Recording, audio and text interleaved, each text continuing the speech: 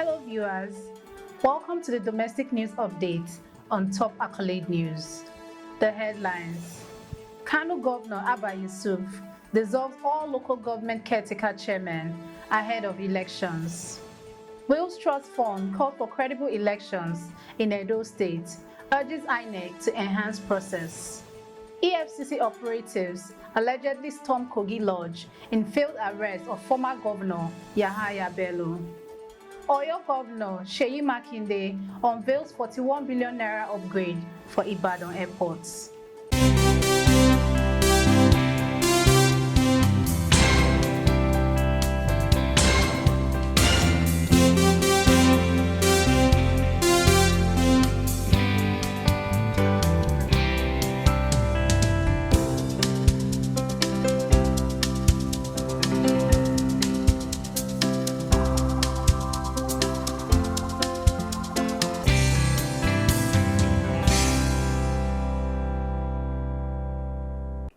In politics, Kano Governor Abba Yusuf dissolves all local government caretaker chairmen ahead of elections. Ahead of the upcoming local government elections on October 26th, Kano State Governor Abba Yusuf has dissolved 44 local government caretaker committee chairmen, effective immediately. The governor's spokesperson confirmed that the chairmen, along with the vice chairmen, secretaries, and councillors, are required to hand over their duties and documents to the Director of Personnel Management. This decision comes just after a week after the Kano State House of Assembly approved a 2-month extension for the chairman's tenure to ensure continuity in governance. While appreciating their contributions to local development, Governor Yusuf's directives mark a significant shift in the state's leadership's landscape. Still in politics, Whillz Trust Foundation calls for a credible election in Edo State, urges INEC to enhance process. The Whillz Trust Foundation is urging the Independent National Electoral Commission, INEC, and security agencies to restore confidence in the electoral process ahead of the September 21st governorship election in Edo State. Executive Director Aaron Anyanwu emphasized the need for a credible election to rebuild trust among Edo and Nigerian youths. He recommended that INEC enhance its collaboration with the National Union of Road Transport Workers to prevent delays in the delivery of election materials and ensure only trained personnel are deployed on election day. Additionally, the foundation called for assistive materials for voters with disabilities and urged the police to provide adequate security for a peaceful election. Anyanwu also encouraged Edo youths to participate actively and vote based on candidates' ability to deliver effective governance.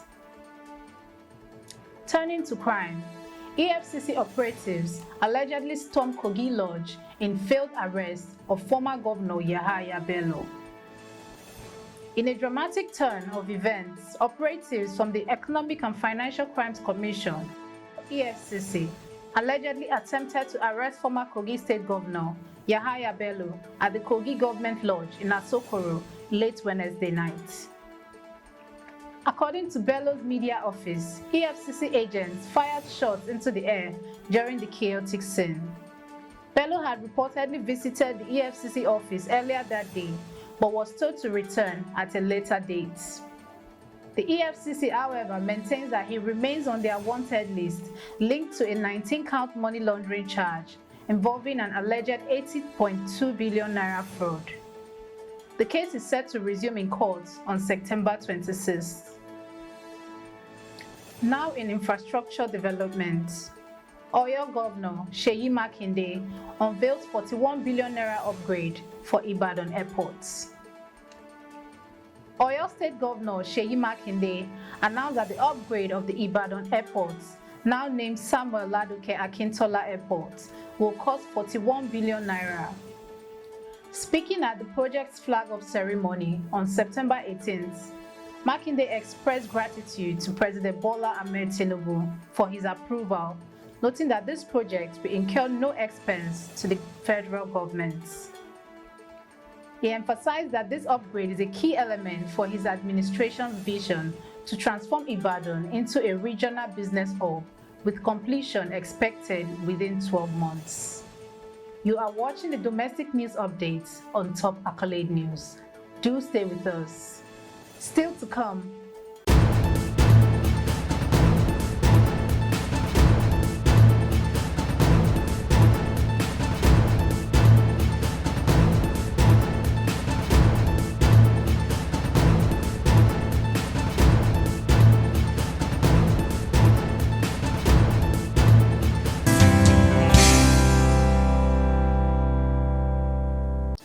Thanks for staying with us.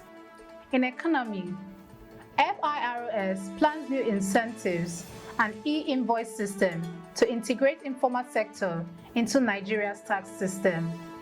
The Federal Inland Revenue Service (FIRS) is set to enhance Nigeria's tax system by introducing new incentives aimed at integrating the informal sector into the tax net.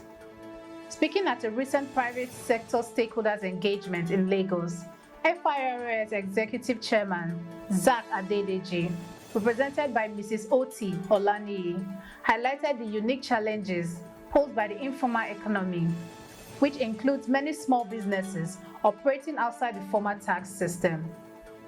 To address this, the FIRS plans to implement simplified tax regimes and introduce an e-invoice system, part of a broader digital transformation strategy to streamline tax payments and ensure transparency. The initiative aims to create a more equitable tax environment and support sustainable growth and collaboration between the public and private sectors. Now in disaster response. Borno State Government updates Maiduguri Relief Fund contribution amid flood disaster.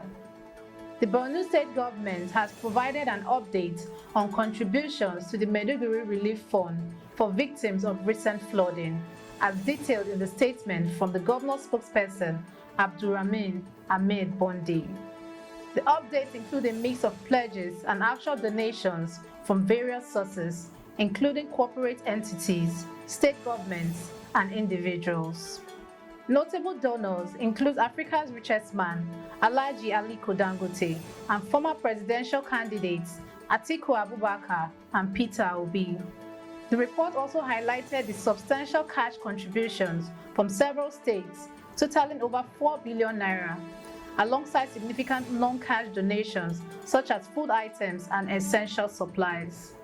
The government noted that details of the redeemed pledges will be announced in due course, reinforcing the collective effort to support those affected by the disaster.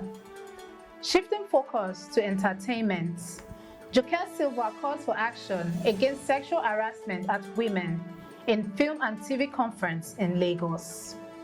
In Film and TV Conference in Lagos, veteran actress Joker Silva, president of the Forum of Women in Film and TV, Nigeria, called for the eradication of sexual harassment and negative stereotypes in the film industry. Emphasizing the critical role women play in shaping the nation's narrative, Silva stated that a safe environment is essential for their success. Life coach Anita Duckworth-Bradshaw encouraged abuse survivors to speak out for their healing. YBC Adeleye Fayemi of the African Women's Development Fund urged women to see challenges as opportunities. Beatrice Enyong, Director of UN Women, highlighted the need for women to become indispensable in the industry. The event featured discussions on building a sustainable network and improving the industry's infrastructure. In sports, Arsenal includes 12 Nigerian players in Championship League squad ahead of Atalanta opener.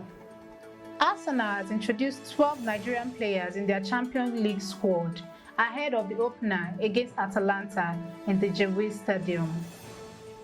These players are listed on the B list, which features academy products born on or after January 1st, 2003, who have been eligible to play for Arsenal for at least 2 uninterrupted years. Notable names include goalkeepers Brian Okonkwo and Carrie Ransom, as well as midfielders Ethan Nwaneri and Nathan Butler Oyedeji, both of whom recently trained with the first team and may be in contention for the matchday squad. While Nwaneri has made 3 first-team appearances, Butler Oyedeji was a non-playing substitute in the previous matches. Additionally, several of these under-21 players have been named in Arsenal's UEFA Youth League squad. That concludes our domestic news updates for today. Stay tuned for more domestic news and developments. Thanks for joining us. I am Okocha Ojorumi. Connect and engage with us on all our social media handles. Do have a wonderful day.